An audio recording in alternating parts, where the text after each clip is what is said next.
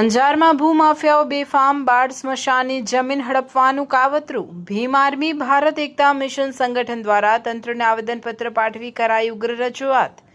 તારીખ 29/6/2026 સોમવાર અંજારમાં ભૂમાફિયાઓનો આતંક દિવસે દિવસે બેફામ બની રહ્યો છે। ગેરકાયદે જમીન દબાણો કરીને સરકારી અને સમાજની જમીનો હડપી લેવાનો જાણે રવાડો ચડ્યો છે। હવે તો આ ભૂમાફિયાઓએ કચ્છ ક્ષત્રિય ગુજ્જર સમાજના બાળ સ્મશાન માટે નીમ થયેલી જમીન પર પણ ડોળો માંડી દીધો છે। સ્મશાન જેવી પવિત્ર જગ્યા પર પણ ગેરકાયદે બાંધકામ કરી જમીન હડપી લેવાનું કૃત્ય ભૂમાફિયાઓ દ્વારા શરૂ કરી દેવાયું છે।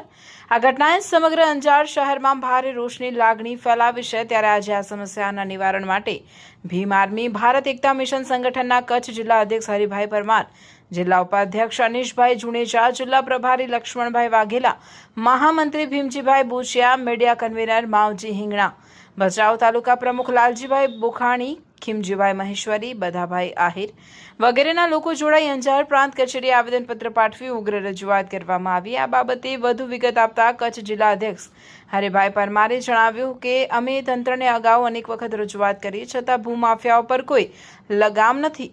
હવે પાણી માથા ઉપરથી વહી ગયું છે। બાળ સ્મશાનની જમીનને બચાવવા અને અન્ય સરકારી જમીનોને ભૂમાફિયાઓના સકંજામાંથી મુક્ત કરાવવા હવે આર પારની લડાઈ લડીશું। હરિભાઈ પરમારે ચીમકી ઉચ્ચારી છે કે જો તંત્ર દ્વારા તાત્કાલિક કાર્યવાહી નહીં થાય તો ભીમ આર્મી દ્વારા ધરણા ઉગ્ર આંદોલન પણ કરવામાં આવશે, જેની જવાબદારી તંત્રની રહેશે। હું હરિ પરમાર, ભીમ આર્મી કચ્છ જિલ્લા અધ્યક્ષ।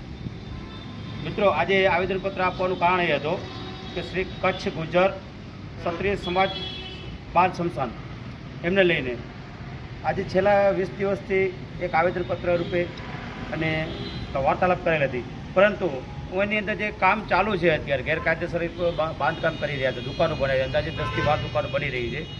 તો સ્મશાન નિયમ થતા હોય તો માત્ર ને માત્ર એને કોઈ જાતનું આવો ન હોય બાંધકામ કરવાનું હોય, તો આ ગેરકાયદેસર રીતે જે કામ કરી રહ્યા છે એને લઈને અમે આવેદનપત્ર આપ્યો છે।